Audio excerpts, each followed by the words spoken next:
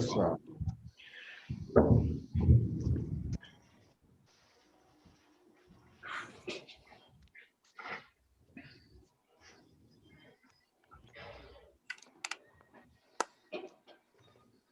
Duncan here. Dante, Here. Ron Lopez,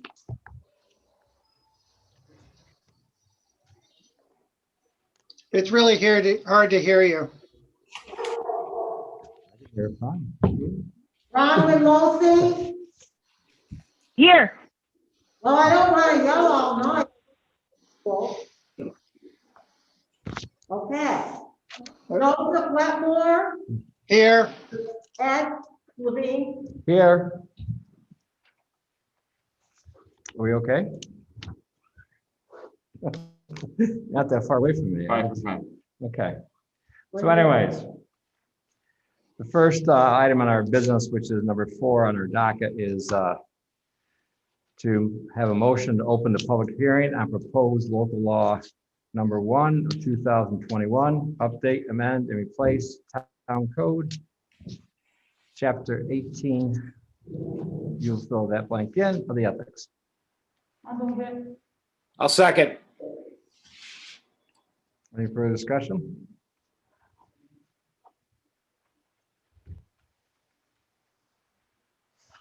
All in favor? Aye. Aye. Opposed? Anyone opposed? Are these the same as before? Well, we only used one.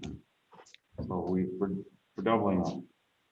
It's actually great for like virtual court, isn't it? Yeah, They don't do they don't do it in here. They do it in the small courtroom. They don't even do it there. They do it from home. No comment. Okay. I don't recall. Okay. Yeah, I don't recall.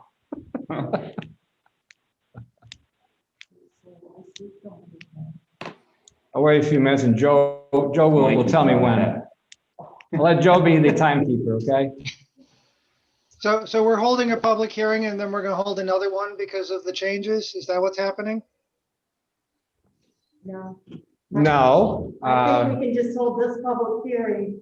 The changes are all been posted. They just weren't posted to the town board 8 days ahead of time, but they've all been posted. So ahead of time, the notice was all sent to the appropriate places ahead of time. I don't think we need another public hearing unless we make more changes, substantial changes. Okay, Or Guy, can we just keep it open? You can, but it's probably, it's unwise, for lack of a better term. It's better to adjourn it because technically if you push it to a new day, it's a public hearing, you have to renotice it anyway. Okay. And the final version is before you, and that's what's being subjected to the public hearing. So unless there's a material change on this version, you would not need a further public hearing. You would just need it to have been in your hand the requisite number of days, and that didn't happen. So it's more of a ministerial timing issue under the municipal home rule law than anything wonky in the law itself. So any more changes that if anybody wanted to make from the board or anything else, even though there's a typo in there, whatever, that would have to wait. I mean, we just couldn't do it, right? It is set in stone unless we have to do another public hearing. No, minor de minimis changes like changing the number, minor corrections don't require an additional public hearing. If the change is material, and material affects the local law and how it works, then a further public hearing will be required. So you're not required to have another public hearing for a typo or a comma or to rephrase something.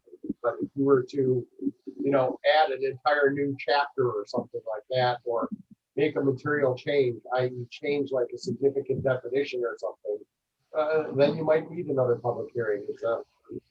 It's a judgment call, but the courts are pretty consistent with when in doubt, have another hearing. And they're very consistent that minor changes don't require any. Okay, so I guess what we can do is eventually close the public hearing, and then when we revisit this next month, if there's any comments or concerns from the town board, if they're somewhat significant, then we'll have to do another public hearing, what you said. At town hall and nobody on the waiting room. So if I may finish, that way, if there's nothing significant, then we'll just move forward next month. Okay. So, sounds like there's no one here. There's no one. CJ, are you one of the hosts tonight? She's the host. Yep, and there's no folks in the waiting room. Okay, so shall we have a motion to close the public hearing? I'll move it. Is there- I'll second. Okay,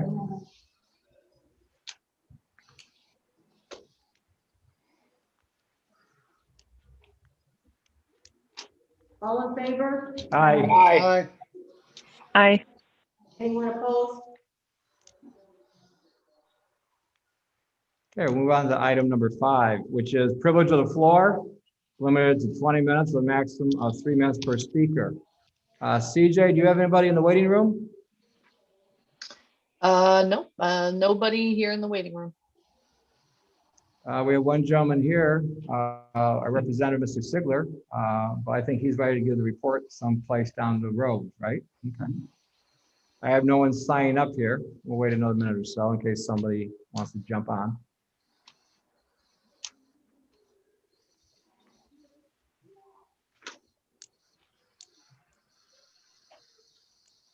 How's Mr. Mosley tonight?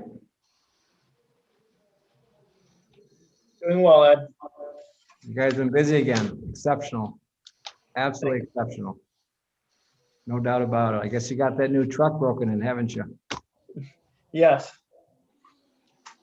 That was Cricket's old truck. Did you give him a moment to it? Let him say goodbye to it? Yeah.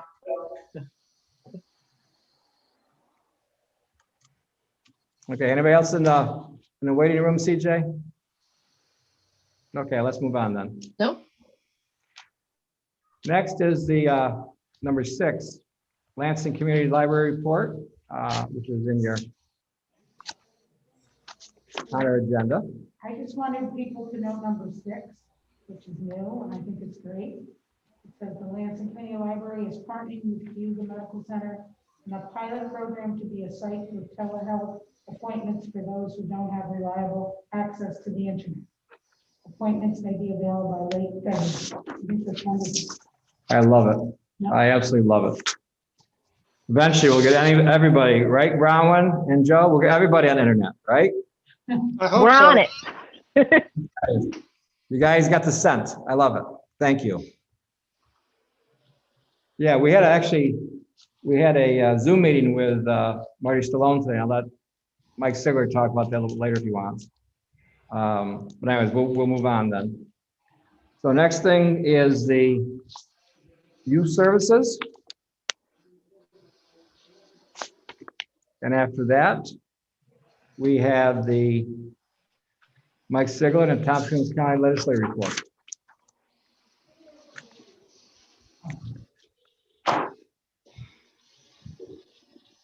You can breathe for a minute. Hey, everybody. I know, right? Yeah, hi. How are you? How's everybody doing? Well, thank you for having me. So we've got a good amount of stuff to look at real quick. I did want to thank our Lansing Highway crews. I guess thank you because you made the roads nice and that I had to work. If you want to take I'm having real trouble understanding him. I can't even hear him. All right. Is this better? A little bit. Testing 3, 2, 1. 3, 2, 1. I didn't hear Andra at all either. All right. Well, I will try to speak louder. I don't want to speak too loud into this. I just move the mic closer. But I want to thank our Lansing Highway crews for their making the roads all clear. I think they might have done too good of a job since I had to go to work. It would have been nice. Take your time. No, I'm just kidding. I want to stay roads. Anyway, thank you for all the work you did during the storm. I know it was long days and stuff. Urgent care off of Warren Road on Arrowwood Drive that didn't close on Monday. That was a big surprise to a lot of people. I tried to get the word out as best I could.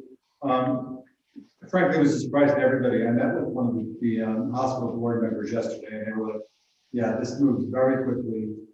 So it wasn't like they hid it from anybody. It was just literally, we had a meeting today too. So what happened was, I found out, I talked with the head of the hospital, Marty Stone, on Friday.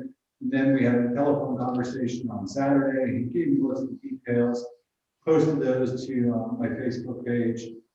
That seems to be a good way to get things out to people now. And that was the most I could do until we set up this meeting that I set up for today. And invited Ed, invited the Groton Town Supervisor, some of the other county legislators whose districts are affected by this. I mean, obviously, the closing of urgent care is a big deal. It's where a lot of us go on the east side of the lake. The good things that came out of it, basically it's closing because they have a nursing shortage. Nurses are getting offers of big money out in California and even within the state to do COVID shots. And the money is frankly too good for them to pass up. We think they're all going to return, but in the meantime, we have this shortage. And so they felt it best to close urgent care temporarily.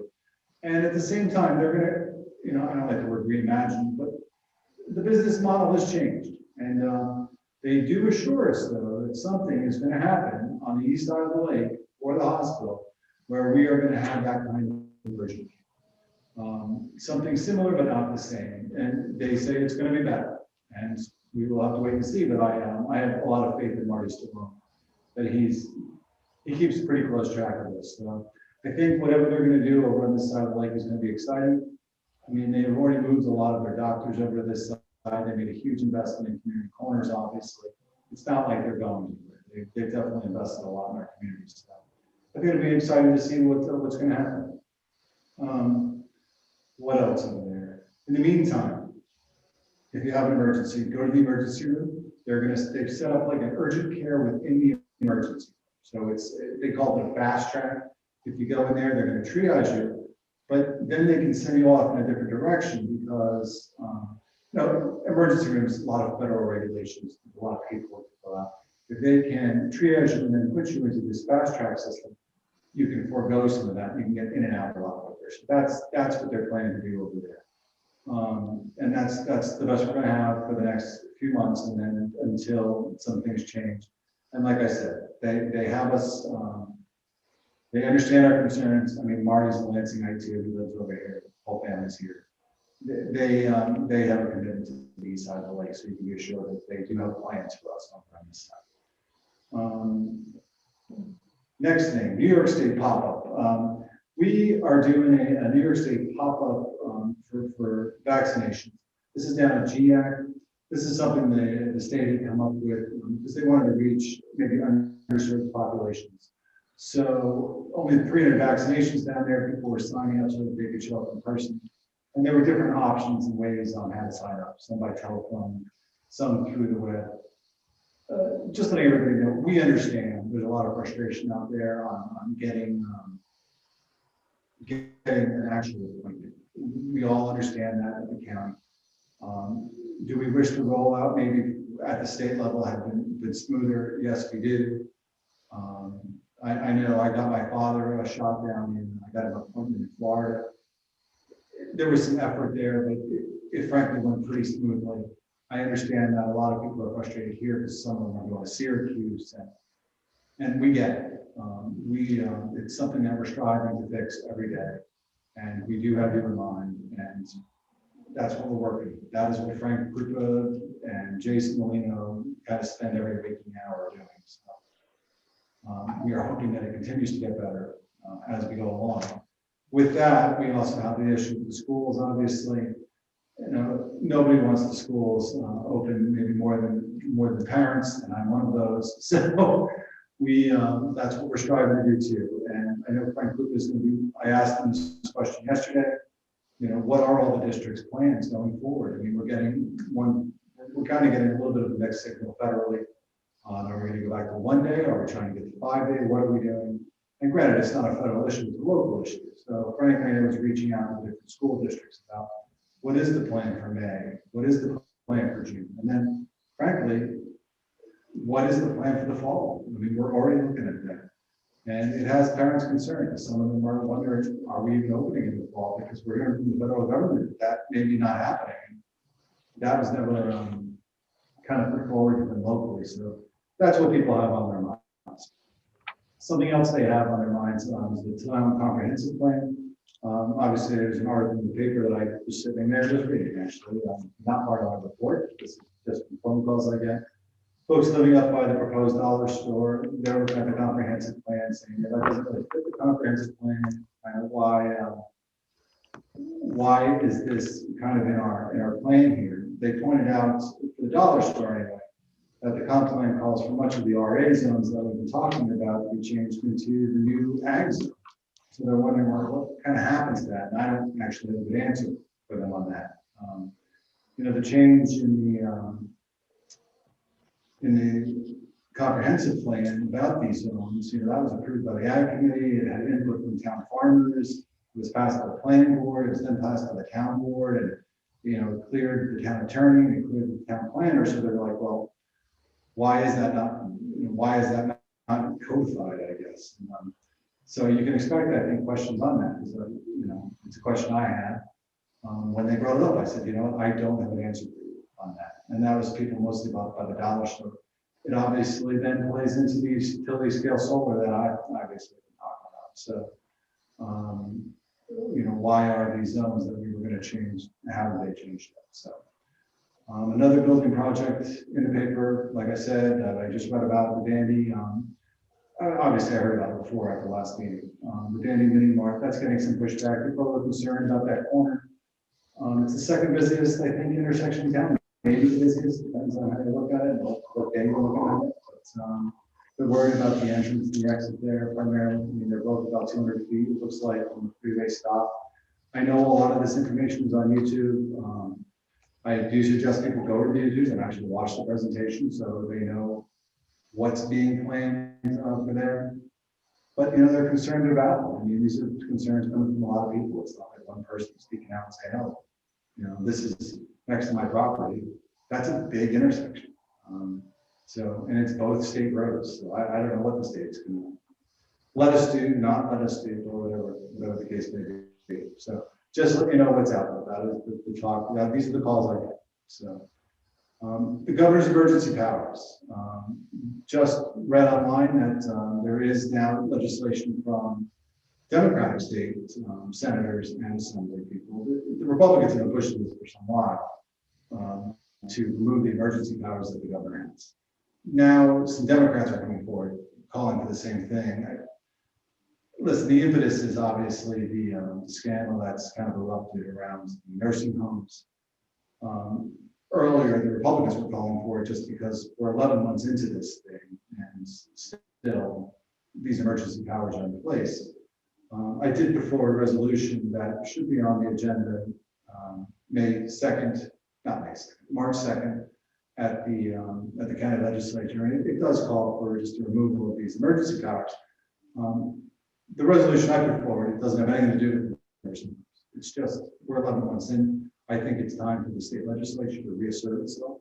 It's a co-equal branch of state government. It has powers. It has a job to do, and I think that the senators and the assembly people should do those jobs. Part of that job is oversight of the governor. And it's not that the governor, listen, I understood the need for the emergency powers, especially in the early days of the pandemic. You needed to make fast moves, but now we're into a management stage. We're managing the disease as opposed to trying to do some kind of quick reaction to the disease. So we've entered a new phase, and I think it's time for the legislature to actually reassert itself. And that's what we pay those people for, is to represent us. And I would like them to represent us. And that's why we voted. So that is the summary of my report. I don't know if you have anything else going on for the county. We're going to start budget negotiations soon, believe it or not, for the upcoming year. And it's going to start in early April, so we're not too far off of that. And the SAP should be flowing next week on your April choice. That's about it. Well, thank you. So for a moment of clarity, maybe CJ, you want to maybe add to this. The planning board was still going through their schedule, weren't they, for the proposed zoning changes? So they have been working on this from the comp plan. They've been working on this as far as their changes go. Maybe you want to elaborate on that, because it's not like they haven't been doing anything. So So if you feel comfortable chiming in now, I know this is last minute. If not, that's okay too. We can address it later. Yeah, that's fine. So, I did, send an email to the town board kind of on the, what I'm kind of considering, sort of the quote state of play. I would say both in the state and I guess you could extend that to local, energy policy. The planning board did come up with some proposed amendments, but they weren't complete. There were some schedules sort of circulated that they were looking for input from committees regarding. And the one thing I will say about this is that I mentioned that I was attending a clean energy siting facilitated roundtable on comprehensive planning with NYSERDA, along with a bunch of other regional agencies and town planners, and most notably from places like Livingston County and Erie County that have been slated for, significant utility scale projects. And, NYSERDA is kind of in the comprehensive planning stage, and the municipalities are in the anticipating projects and the Office of Renewable Energy siting rules phase. So there's a bit of a gap, maybe a few years between, where NYSERDA is and where the state agencies are, and where municipalities are. So I made it very clear on the call with NYSERDA that what we needed from them was, the town's pretty clear, I think has, pretty clearly elaborated its comprehensive goals as far as renewable energy. But what I've asked for is a specific list of what is going to be preempted at the state level from the Office of Renewable Energy siting, and then what will really be under local control. Like, let's get real here about what it is, the scope of the authority that we really see municipalities having, so that we can spend our time and strategic energy there. So that's kind of the update that I have. So if I can go back, I was looking for a general moving forward, and as far as zoning goes, I think what you were talking about was more specific with the solar law, perhaps, if I read this right. And well, we got some, and I sent them to the town board. I sent what was passed on to me. And the request specifically was to be able to circulate those to committees. So committees that would have a hand in, the committees that were involved in the last round of revisions, right, that made it to the final local law that was adopted last, I want to say July, right? So this would be, I would anticipate this would be the Conservation Advisory Council, the Agricultural Committee, the Lansing Advisory Committee on the Power Plant Future. So I think that the idea that the planning board is asking for these to be circulated and start to get feedback from them, but based on the conversation I had with town board at our last meeting, that didn't really seem prudent to do until I had a chance to speak with you this evening. And I figured during my report, we could kind of go through some of the bullet points that I put in that email regarding this. So. And we can address that a little bit deeper. I think one of the things that's happening is that these other issues come up, and the planning board seems to focus on those, and the things that you have set out for your annual goals seem to be pushed back. And some of these you've seen now has happened because some of these things could have been, this is no fault of yours, could have been addressed earlier, but they get focused on one thing, and next you know, it's 2 months later, 3 months later, i.e. with the solar law. I mean, we don't even know yet with some of these situations. I mean, from a town board standpoint, we talk about that. It's a report as far as what we think going forward, how we want to handle this. But for right now, I think we'll just stop here and we'll go on to Pat unless somebody else has any questions or comments for Michael.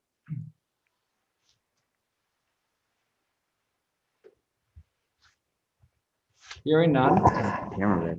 There he is. None? Okay, thanks, Mike. No problem. Thanks, Rob. Okay. So moving on to Park and Rec. Turn the camera on myself. Yeah, my goodness, you guys have been busy as always. Just a couple things. My report says most of it, but we did get a chance to dredge the marina with Mikey's help with the equipment and operators. Really appreciate that, the help from the highway department on both of those.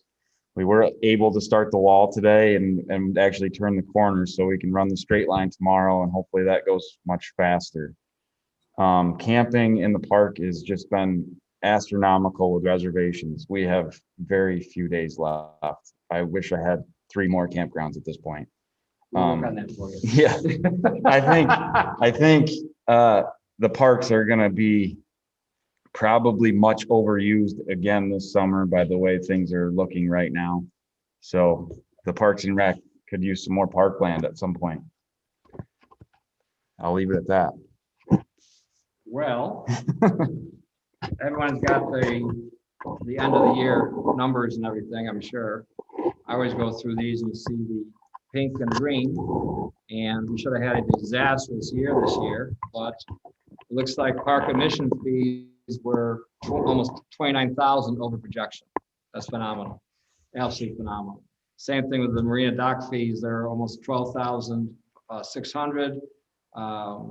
And you know, park campers, they were over 16,000 increase over projections. I mean, you know, there are some areas in there you can look at where they decreased, you know, because of lack of activity.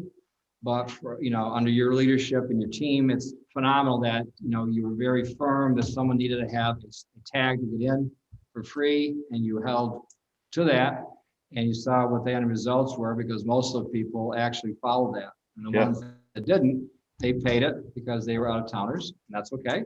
The ones that pay their taxes, that's one of the services, and That's you right. see the results. Lansing residents are free. And having said that, we're the best kept secret in town, which is slowly. We're not a becoming- secret anymore. We are not a secret. It's like that, you want the best restaurant, talk to the taxi cab driver. There right? you go. So does anybody have any questions or comments for Pat? I mean, you know, well-earned kudos as far as that goes. And I'll leave it open. Sometimes that's always a good sign. Crickets. Crickets. Speaking of crickets, who's next? Is that the highway superintendent report? Mike, you're up. Not you. Hey there. Hi, everyone. Mike. I just want to acknowledge how hard our crew at the highway department has been working, basically January and into February. It's been a tough go of it, hours wise and on the roads. I'm very proud of the guys up there and what they've put forth to clear the roads. I also want to thank Pat and his department. The 26 plus inches of snow, without him and his guys, I don't think we would have moved as much snow as fast as we did. We pretty much had every piece of equipment that could move snow. That's both loaders, that's skid loaders, that's pickup trucks, dump trucks, moving snow all day long during this snowstorm. So very impressed. I was very impressed. Between the snow and ice removal, like to Pat's point, we've been working down to the marina. Mark Terrell's done an exceptional job running the long stick excavator. That's no easy feat with everything in the way down there. Owen's been getting some driving time with the dump truck. And we finished that today, I believe. So that was, there'll be a savings on equipment rental of about $4,500.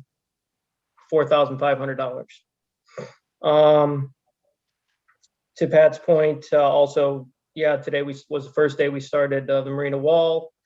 I have to give another tip of the hat to the guys. We had a water service main break, and it's pretty darn cold out. So we managed a lot of things today, and in the cold weather, I couldn't be prouder of the guys, honestly. That's where we're at. So to your point, what I'm about to say isn't going to intend to throw stones at anybody, but once again, look at your sheets. It looks like our sales tax for the highway department was only that's one of the few times I've ever used that word, 4.6% below what the projection was, not 15. When you look down at the bottom, this is also on the revenue side of your DB. It's 5.5% less than what the projection was. So rather than 1,484,000, you got 1,402,000. CJ, I'm going to roll you into this one also. Yours was 3.7% from sales tax, decreased from what the projection was, not 15. And overall, yours was 69,000 above. My point is this, is that, and this is all in the budget, you all can look it up. We had to kick in from the B fund, over 62,000, almost 63 to balance the budget. DB was 251,000. When you add those together, and what we have is our surplus and everything, we're still over 6 months combined between the B and the DB. So you should give yourself a pat on the back. I certainly will, and I'll keep doing it. Outstanding. Tremendous position to be in as we keep moving forward as far as that goes, and still maintain excellent service. And last year, 40 more billing permits, 265 as compared to the year before is a record. We keep cranking it out. And like I said, people want to come here for some reason and build, so it's all good. So thank you all for doing that. We're not vulnerable at all. And like I said, you know, Mike and Cricket, you started working on this a year ago, actually. What you thought the concerns were. You had contingency plans in place. You left us in a good position by not making the roads vulnerable also. So you should be exceptional. And you guys, you know how I feel about them. You know, like the proud uncle, you know, they're all good. They're excellent hard workers, you know, and they get out there, like I said, 2.5 feet of snow, and he just took it on the chin and kept going. Gotta tell you, when Mother Nature gives you a foot of snow over the night, how do they get to work? When the roads aren't plowed, you know? It's interesting. It's dangerous. Yeah, you know, so anyways. You guys want to have any comments for Mike? I'll just stay and watch him glow for a minute. This is fantastic. I just want to thank the highway crew too. Every morning, practically, I feel like they're out there plowing again, and it's really amazing that you guys are out there so much. It's got to be a real strain on you. The number of days you've had to come out and just deal with, you know, an inch of snow, a little bit of ice, but you got to keep the roads clear, and you guys are on top of it, and I really appreciate it. Thank you. Wait a minute. Go ahead. Anybody else? Yeah. How's that? I don't get tired of those 5:45 phone calls in the morning and give me a status report. It's fine. You know. Okay. Onward and upward. So that brings us to another all-star here, CJ. Hey, everybody. You didn't get a written report for me this week because, well, I'm playing the role of all three positions in my department right now. So just frankly, haven't had the chance to do it. But I just wanted to let you know that in addition to all the highway department is doing, they also managed to last month have a kickoff meeting for the highway department's building renovation project, which is great. So we're gathering data for that and getting that over to Bergman Associates, who's making good progress. I believe they met with them recently on the site as well and did some walking of the potential sites. Also, next Thursday, just to let you know, the Parks, Recreation, and Trails Master Plan is doing their first virtual public workshop. And that will be Thursday, February 25th. 6 to 8. And so we've been trying to get that information out pretty widely. And then I just want to mention also that last month I participated in the Cuba Lake Intermunicipal organizational assessment and tried to give them as much feedback as I could from the town of Lansing, a perspective regarding the lake. And Bronwyn sent around recently a liaison report. And I'm happy to keep getting those out to committees relevant committees who might have interest in that. So that's kind of the highlights, and I'm going to try to follow up with a written report as well. So. Well, and to CJ's credit, I mean, like I said, at one point of the 14 people that are here, besides the judges, 7 were out last week on quarantine. My first day back, I got tracked and I followed the rules, and the good news is I'm more in love with my wife than ever before, which is wonderful because we were there together and we're both negative, and that's fantastic. We follow the procedures as best we can. Speaking of which, kudos also to the clerk's office, Deb Munson, and for Jesse. They were in quarantine for a week. They come back, and even though they are knee deep in their responsibilities, they found time to help CJ. Yeah, I just want to give the clerks a big shout out because if it weren't for them, the planning board mailing would not have gone out yesterday. There would have been no possible way. So, And Jenna has offered also to help if she has to. So once again, even though Debbie and Jess were stressed, they still found times to do that. I thought that was exceptional character. So I thank them all for doing that. So we have discussions in the future as far as this goes. You have any questions for CJ before I go on to a side topic here pertaining to her? Okay. One of the things, getting back to why things may not be done in a timely fashion, I'll mention it point blank, it's the solar law right now.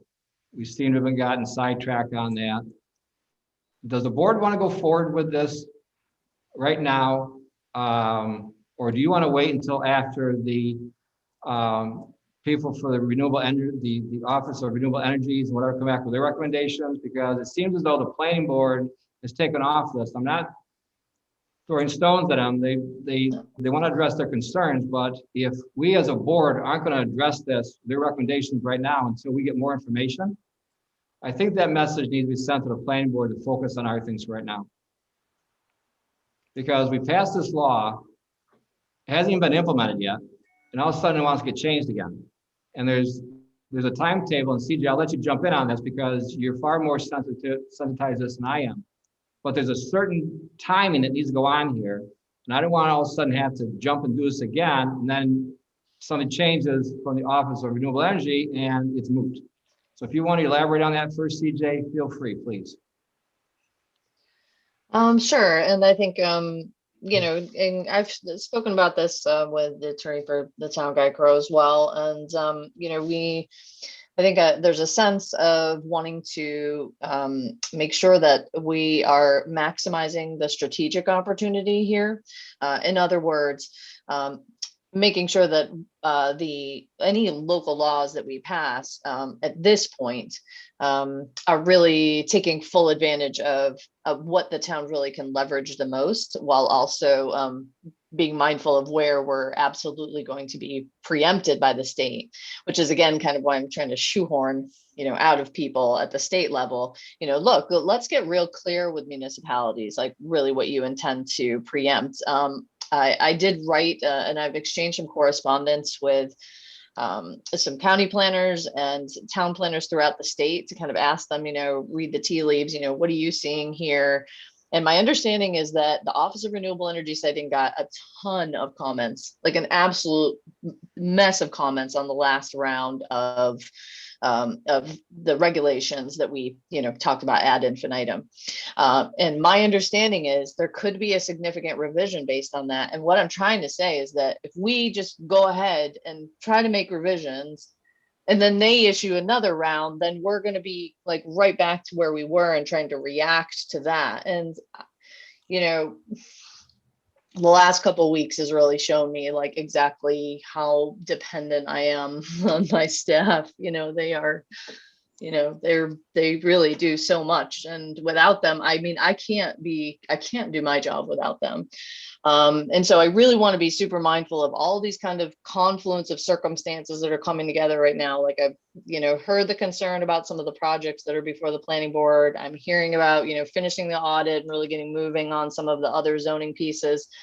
And I just want to make sure strategically, that we're doing what you want, that we're really advancing what it is that you want. So I'm not getting distracted by, not to say the thing that is not important, but what you really want me to put, the time and energy to, especially knowing full well, we've got a major staffing transition coming up this summer with Lynn retiring, and now I'm starting to see, what a lift that's going to be too. So I don't know if this is helping clarify, but that's kind of. There's so many hours in the day. There's so many hours that the planning board is going to do. So I hear. And I'll get to you right in a minute, Joe. So having said that, which projects do you want them to work on? I mean, it's not like this is not going to be addressed. It's just that the timing of it may be premature. And it might be something that needs to be pushed back until CJ gets more, she has her finger on the pulse on this. And when people say, well, we want this done and this done, well, we were on track to do those things, but these things pull their energy the other direction. And at the end of the day, it's like we try to address everybody's concerns, but there has to be, like with her scope of work she does every year, the annual one. I dare say there's probably been some deviations from that already. And I'm being gracious here. So anyways, yes, Joe, you had a comment. I think what CJ says makes a lot of sense, especially with revisions potentially coming up to the state's regulations.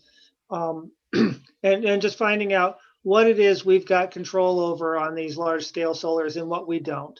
And there's no point in us writing laws at all about the stuff. The state is simply going to tell us what the rules are and implement them over whatever we write. And so I think what she's asking for makes a lot of sense of put that on the back burner for now. Let's get a little bit more information so that we don't spend a lot of time writing rules over and over and over again, which nobody wants to do. And I certainly feel that frustration if we write them and then we rewrite them and then something happens and we try to rewrite them. That's just a waste of everybody's time. And so I think putting them on a back burner makes a lot of sense. Rowan, how do you feel about this?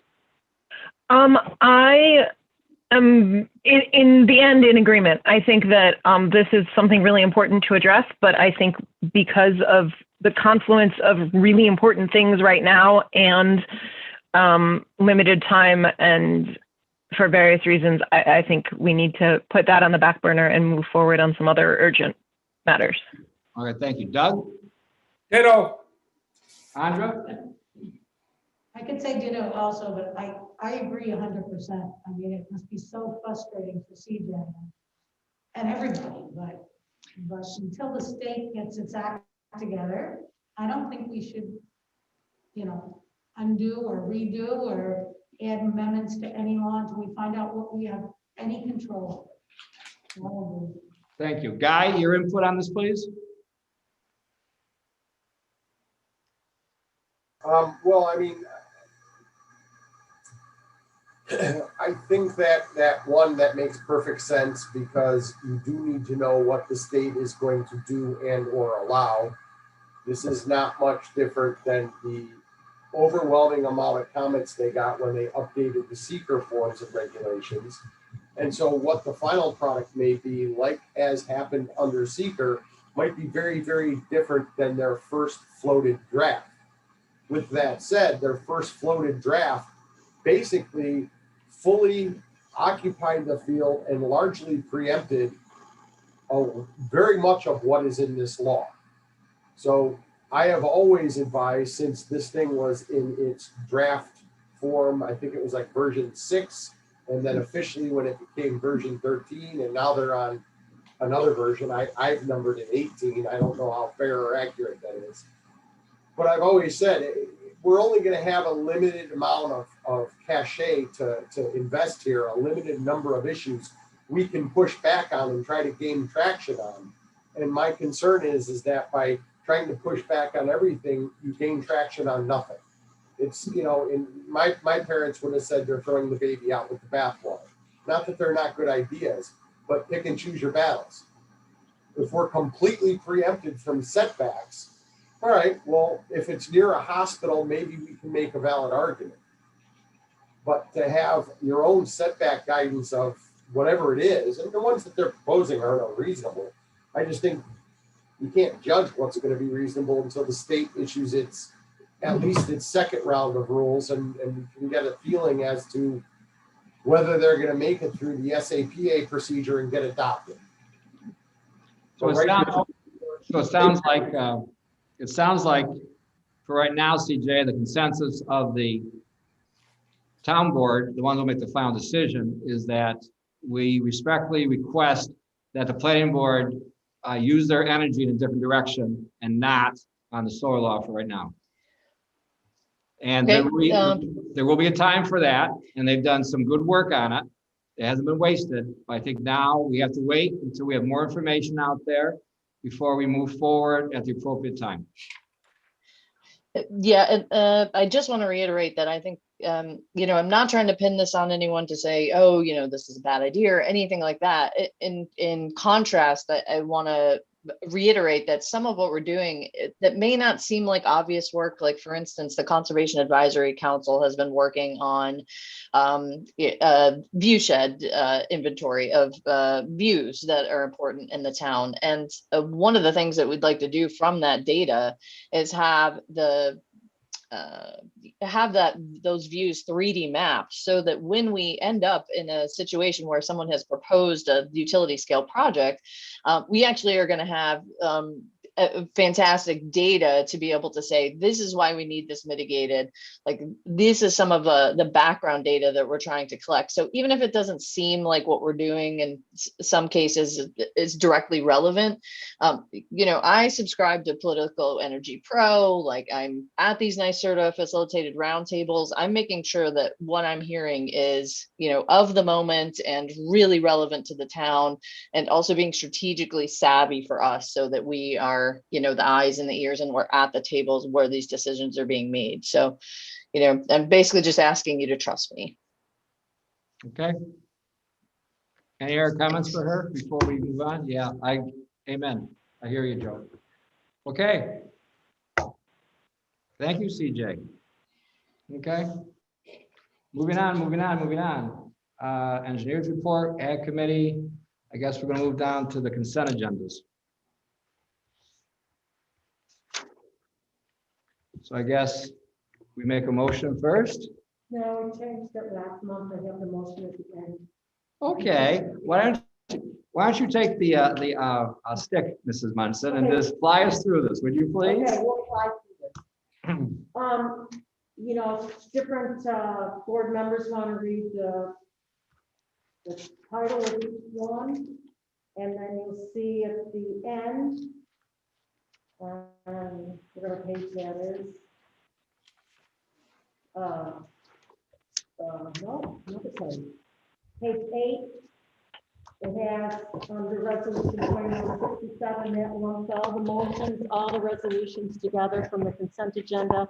And that's where somebody makes the motion and the second, and the vote is taken out at the very end. I started that last month like that. Outstanding. Okay. You want to do the first two, Andrea, please? Motion to authorize town of Lansing supervisor to sign Municipal Solutions Inc. General Financial Services renewal contract with the town of Lansing dated March 20th, 2021. B, motion to amend resolution 21-06 as authorized a 2021 Ford F-35 truck purchased by the Highway Department to state the correct dealership is Von Bordeaux Ford Inc. Okay. I'll just do one more. Resolution authorizing purchase of GOS 3 Yep. RT3 8-foot 2-inch V-XT snowplow with LED lighting and smart touch control. Bronwyn, you want to do the next three, please? Sure. Resolution adopting amendment to section 802 of employee handbook regarding accrued vacation pay upon departure from employment. E is resolution endorsing pre-application of Salt Point Brewing Company LLC to Tompkins County Industrial Development Agency Lansing Town Center Incentive Zone Program. And F is to approve the audit and budget modifications and supervisor's report. No supervisors report. Oh, okay. We didn't have that this month, so just please scratch that off. Right. Right. So approve the audit and budget modifications. Is that correct? That's correct. Yes. Thank you. So, would someone like to make a motion for the consent agendas? Did I say that right, Mrs. Munson? I'll Okay. move it. There is a second? I'll second. Joe seconds it. Mrs. Munson? Amber Benson, Yes. Doug Day, Yes. Bronwyn Losey, Yes. Joseph Wetmore, Yes. Edward Levine. Yes. Mrs. Munson, I thought you'd compliment me. At least I didn't ask for discussion I this was time. waiting for that. Okay, on to the board reports. Andra, you're up. I don't have much to report besides the library and the Lansing services. And as CJ said, the committee on P&Z committee that, and we're working really hard on the views. We took pictures, we identify them, we vote on them, and there were many, many, many. So we're trying to get them down to 12 really important ones. The other thing I was going to talk about or just throw out is someone asked to join the Zoom meeting and then she had problems and she's been texting me.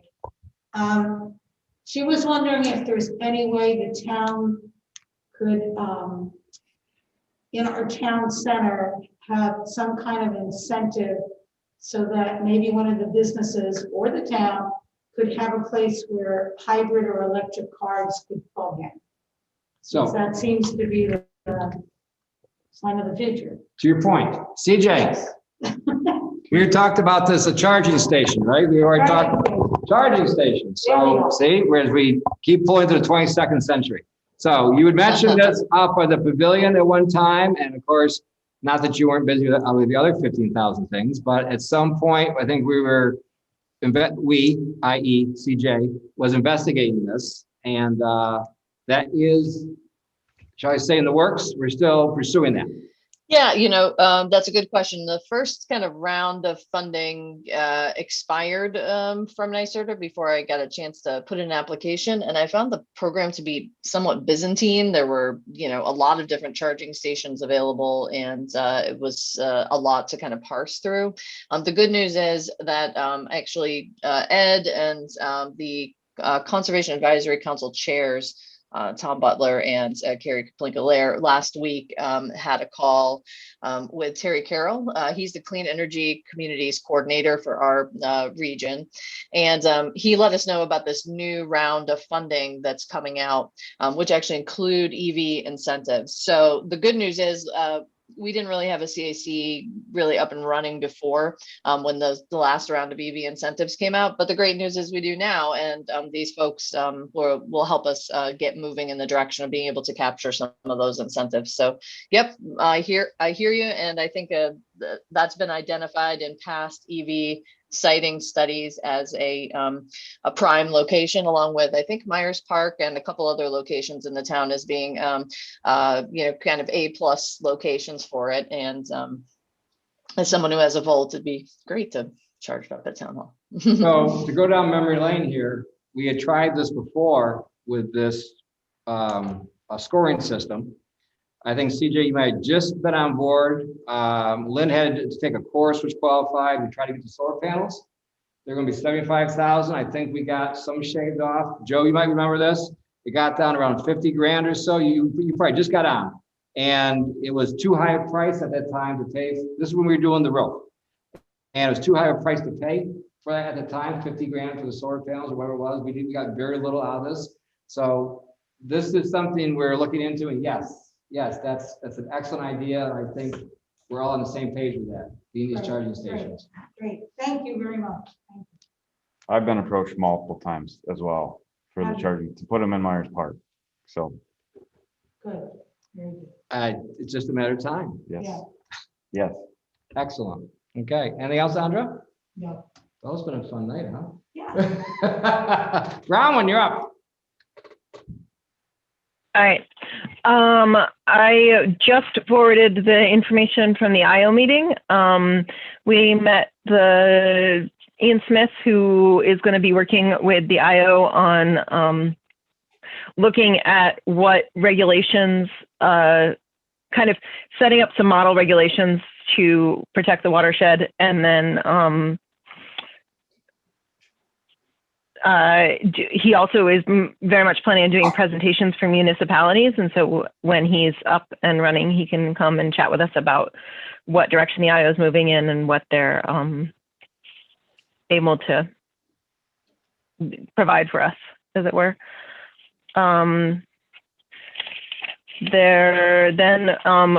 the broadband committee, I know Joe is going to be able to go into it in more detail.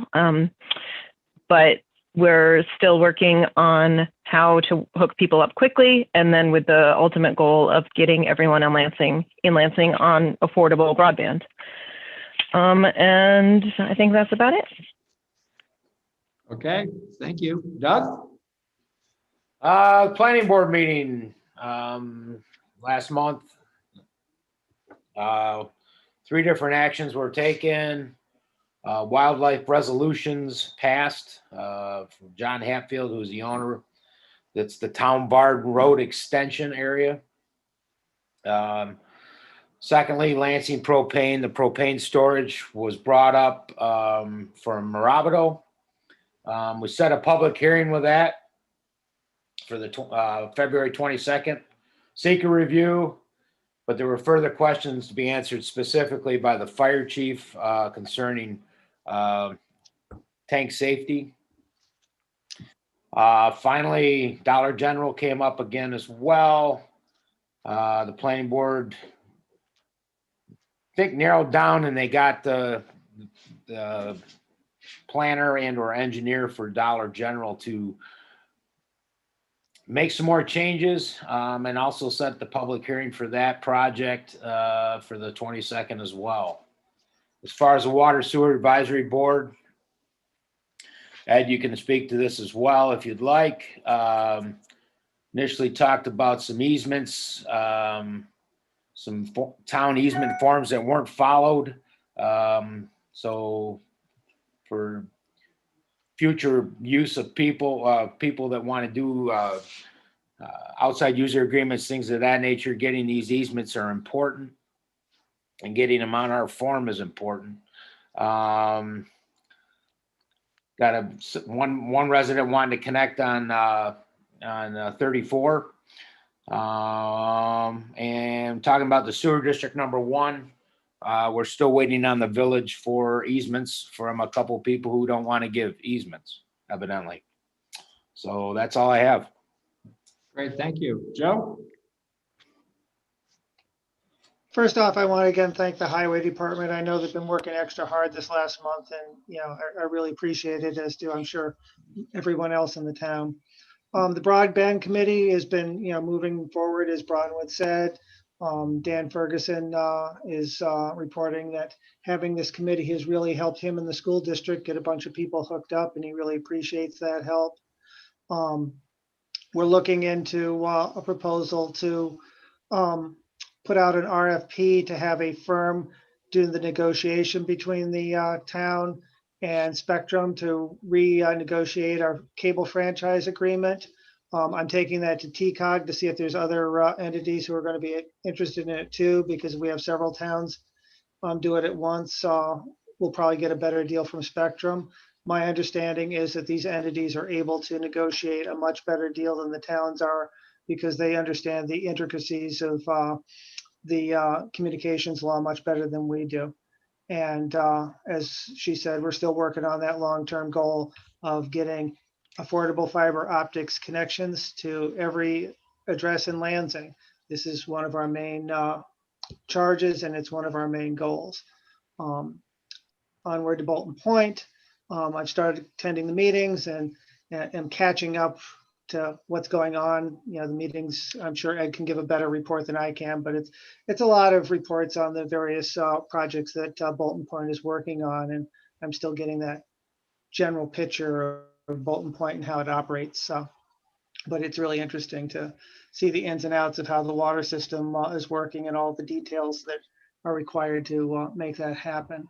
And the final thing is I would like to talk about the Cayuga Lake Scenic Byway overlay district, which I know has been on CJ's work plan for a number of years. And I'm concerned that some of the development proposals that are coming forward are going to really work against that. And so I would like to see us put together some kind of moratorium on new commercial projects within that district, and move that district up to the top of the work plan and get it done right away, because the Cayuga Scenic Lake Byway is a really important part of our town. It's a district that circles the lake, and it could be a real way of drawing people and commercial things to our town. It's a valuable thing going through our town. I think we need to, as our comprehensive plan says, highlight it, give it special zoning considerations so that we build upon this district that the state is built and make Lansing's one of the shining parts of this long trail all the way around the lake. Okay, anything else? That's it. Okay, so Water Sewer Advisory Board. Nice thing about Zoom is that Doug Dake taps right in. We're all good to go. And gave an excellent report. We're still trying to get easements for consolidated waters number 3. We'll see where that goes. Number 5, hopefully we'll get some clarification on that. So Mike can start with the boring soon. And hopefully that'll be a project later on in the spring. That's Mike's call in Crickets. We also have the meters that we're doing for the Warren and Cherry Road districts, because the goal is eventually to move them from 200 gallons per equivalent dwelling unit to more of a so many gallons allowed. That will hopefully open up more areas for development in that area. Very similar to what sewer district number 1 has. They're allocated X amount of gallons. That's it. Not one house is 1 EDU. Okay, duplex is 2 EDUs, that type of thing. Okay. Small example, Village Solars, they have 18 units, they have 18 EDUs. Now, maybe they don't use 200 gallons, maybe they use 100 gallons, maybe they use 74 gallons, but we have to get that data in front of Linda Woodard over at the Village of Cuba Heights so they feel comfortable lowering that down. And we'll work on their timetable. Linda's very good with data. She's the one that was instrumental in going from a 10,000 gallon to a 5,000 gallon minimal for the water bills. So anyways, that's where we are with that. Internet, telemedicine, that's another biggie. And that's one of the things we talked about today. Not only is it education and economics, it's now also medicine and health. That's why it's so critical to get this going. And thank you to Brown and Joe for doing that and being fierce about it and moving forward. I have no problem with other people's boats getting to be risen along with ours. But at some point, we all have to consider that we're here to represent Lansing first. And at some point, if they want to cooperate and go along with us as partners, that's fine. We'll just see where it goes. But it sounds like you guys are still on a fast pace, which is critical because, like I said, education, economics, and health. Those are the 3 things we're doing right now. Moving forward on that. There's other things to talk about that. As the phrase goes, I went to 3 Zoom meetings today. I'm sure it's light for some people's schedule, but what they say after a while, you become a Zombie, right? You just sit there, you just get Zoomed. I got 3 more for tomorrow. Having said all that, one of the good things that'll happen, I hope, is that we'll still have virtual meetings in case somebody is visiting grandkids in another state or somebody is visiting something else. You can still be involved in the democratic process, amongst other things. So we're widening our horizons. Other than that, we have a few things to jump into with executive session, and we can do them separately or we can bundle them. It doesn't matter to me. But one of them is proposed acquisition, sale, lease of real property. Publicly might affect value. And there's also on here, I think there is potential for litigation, if that's on there. So I would like to move into executive session. Is there a second?